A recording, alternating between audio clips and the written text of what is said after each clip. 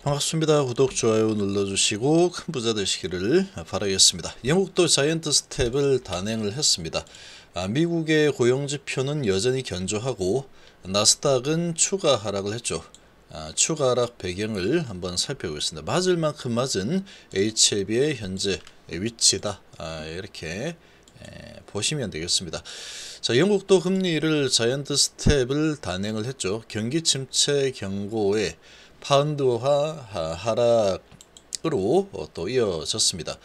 기준금리가 3%, 금융위기 이후에 최고고 0.75포인트 인상을 했죠. 30년 만에 최대 폭이다. 그리고 매파의 미국 연준, 그리고 비둘기파의 BOE 영국 경기 여건은 70년대보다 더 나쁘다. 뭐 좋지 않은 소식들로 도배가 되고 있습니다. 이렇게 이 상황이 아주 좋지 않은 쪽으로 흘러간다 라는 게 그렇게 나쁜 내용은 아니다라고 보시면 됩니다. 그렇게 나쁜 내용이다. 왜 나쁜 내용이 아니냐, 이런 부분이 계속되게 되면은 결국은 금리 인상에 대한, 금리 상승에 대한 정점은 더 빨리 다가올 가능성이 높기 때문에 그런 기대감이 또 나타날 수가 있는 상황이죠. 파월의 매파 발언에 미 증시가 급락을 했죠, 어제. 그리고 추가적으로 또 하락을 했습니다. 자, 지금 지수를 먼저 좀 보시면 나스닥이 1.73% 하락에 다우가 0.46% 하락을 했죠. 그리고 추가적으로 나스닥 선물까지 0.1% 하락을 하고 있는데 어제 3.7, 오늘 1.7, 이틀 동안에 거의 5% 이상 하락을 했고 다우는 0.46% 얼마 내리지 않죠. 지금 이 금리에 아주 민감한 기술주들이 아주 큰 폭의 약세를 지속을 하고 있습니다. 구글이 4%, 아마존이 3%, 그리고 마이크로소프트 2.6%, 애플이 4%나 급락을 했죠. 자, 그리고 기술주들이 낙폭이 좀 크죠. 5.7%, 5.9%. 그리고 반도체는 조금 반등을 했습니다. AMD가 2.5% 반등, 엔비디아가 1.5% 반등을 했는데 반도체주들 그동안에 아주 낙폭이 아주 컸죠. 그러나 실적이 좋지 않았던 퀄컴은 7.6% 하락을 했고, 보면은 이쪽이죠. 요렇게 은행주들도 좀 약세를 보였고, 이렇게 기술주들이 거의 시장 하락을 주도를 하고 있는 모습이고, 나머지 뭐 산업이나 에너지 관련 주들은 그렇게 나쁘지 않습니다. 그런 모습을 보여주고 있고, 뭐 이런 부분이 지수로도 나오죠. 그래서 다우 지수는 0.46% 하락으로 마감을 했죠. 기술주들이 아주 큰 폭으로 하락을 또 했습니다. 자, 지금 이 미국의 자이언트 스텝을 단행하면서 또 한미 금리 차가 1%포인트까지 벌어졌기 때문에 11월 달 하는 금리 결정 또 뭐 0.5% 정도 또 강하게 인상을 할 가능성이 좀 높아진 상황이라고 보시겠죠. 자, 지금 파월 의장은 다음 회의나 그 다음 회의에서 금리 인상 속도를 늦출 수 있다라고 언급을 해서 속도 조절론을 꺼내 들었는데, 지금 시장이 반응을 하고 있는 부분이 최종 금리가 기존에 예상했던 것보다 더 높은 상황으로 도달을 하고 나서 마감을 할 가능성이 높다. 천정에 닿는 게 천정이 좀 더 높아진 상황이다 라고 지금 보고 있죠. 파월 의장의 이런 발언 자체가 우리는 여전히 갈 길이 있는 상황이고, 지난 회의 이후에 입수되는 자료는 최종금리가 이전에 예상했던 것보다 더 높을 것이라는 점을 시사한다 라고 발언했죠. 그러니까 기존에 예를 들어서 정점이 4.5% 정도 될 것 같다 라고 봤다면, 지금의 상황에서는 이런 이 물가나 여러 정황을 봤을 때 4.5가 아니고 정점이 5% 정도 될 수도 있다 라는 부분이죠. 이런 지금 상황이다 보니까 속도 조절을 하지만 정점이 좀 더 멀어졌구나, 도착지가 조금 더 멀어졌죠. 대구에서 이제 멈출 줄 알았는데 부산까지 간다라고 해버리니까 그럼 시간이 좀 더 걸리겠네. 그리고 더 멀어졌네. 라고 반응을 하고 있죠.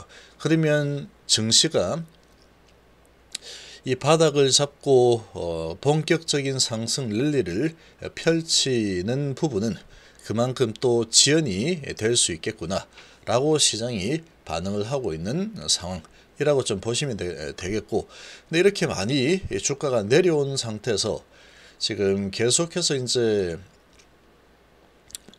이런저런 소식으로 좀 좋은 소식이 나오면 좀 오르고 예상보다 나쁜 소식이 나오면 다시 밑으로 하락을 하고 이런 식으로 이제 반복을 하고 있죠. 이 반복을 하고 있는데 워낙에 주가가 많이 내려와 있는 상태이기 때문에 이제 바닥을 잡아가는 과정이다.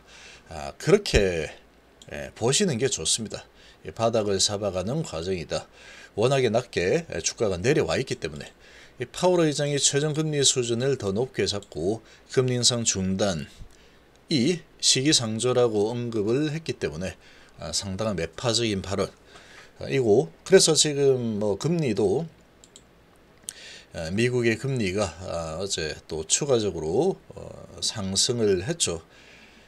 그리고 달러도 강세를 계속 보이면서 주가는 1.7% 정도 하락을 했습니다. 자, 미국의 민간 고용지표는 여전히 견조하죠. 이 고용지표는 좋습니다. 좋기 때문에 경기 침체 쪽으로 갈 가능성은 좀 희박하다라고 볼 수 있고, 연준도 그렇게 판단을 좀 하고 있는 상황이다라고 좀 봐야 되겠죠. 그래서 고용이 계속 견조하게 되면은 물가가 잡히는 게 조금 더 버거울 수가 있겠죠. 계속 뭔가를 수요가 계속 있는 상황이면 물가는 좀 더 계속해서 강세를 보일 가능성이 좀 높은 상황이라고 또 보고 있습니다. 자, 지금 10월 민간 고용 부분이 전달보다 23만 9천 명이 증가하면서 예상치 19만 5천 명보다도 웃도는 수준이죠. 직전을 9월 19만 2천 명보다도 더 많이 늘어났습니다. 자, 지금 뭐 이런 이 상황이고, 북한이 이틀 연속 미사일 발사를 해대고 있고, 외환 보유액은 석 달 연속으로 감소를 하고 있는데, 지금 우리나라 환율을 안정을 시키기 위해서 계속해서 이제 돈이 투입이 되고 있죠. 투입이 되면서 외환 보유액이 계속 좀 줄어들고 있습니다. 줄어들고 있긴 하지만 이 부분은 너무 크게 걱정을 안 해도 됩니다. 우리가 이 IMF라는 부분을 한번 경험을 하고 나서 이 외환 보유액 부분은 이제 더 이상 걱정을 할 만한 상황이 일어날 가능성은 거의 없어진 상황이다. 이렇게 보시면 됩니다. 뭐 어렵네 어쩌네 뭐 해도 그냥 우는 소리구나, 이 정도로 그냥 보시면 됩니다. 외환 당국이 원달러 환율 안정을 위해서 국민연금과 외환 스와프를 체결하고 달러화를 시중에 풀면서 외환 보유액이 한 달 사이에 27억 6천만 달러 감소를 했다. 외환 보유액이 지금 뭐 어마어마합니다. 지금 4,140억 1천만 달러로 집계, 9월 말 4,167억 7천만 달러보다 27억 달러 뭐 좀 줄었다. 괜찮죠? 4천억 달러에서 27억 달러 좀 줄어도 괜찮습니다. 괜찮다. 그래서 이제 이런 분위기가 보면은 전체적으로 시장이 한 번 더 매를 좀 매파적인 발언하면서 매를 좀 맞아야 되는 상황이구나 라고 지금 시장이 판단을 하고 있는 상황이다. 뭐 이 정도로 좀 보시면 되겠죠. 자, 그리고 아마존은 시총 1조 달러가 붕괴가 되고 이 실적이 별로 좋지 않았죠. 그리고 실제 전망도 좋지 않습니다. 장사가 잘 안 된다는 얘기죠. 한마디로. 그래서 세계 경제 자체가 좀 심상치 않다라고 판단을 하면서 제프 베이조스가 추가적인 채용을 중단을 하겠다라고 지금 결단을 내렸죠. 그래서 지금 우리는 심상치 않은 거시경제 환경에 직면을 했다. 경제와 사업 상황을 지켜보면서 합리적인 선에서 채용 투자 균형을 맞추겠다. 경제 위기에 대비해야 된다. 라는 이 골드만삭스 최고 경영자의 동영상을 업로드하면서 이 경제 위기에 대비한다 라고 우려를 하면서 추가적인 재원 충당이다.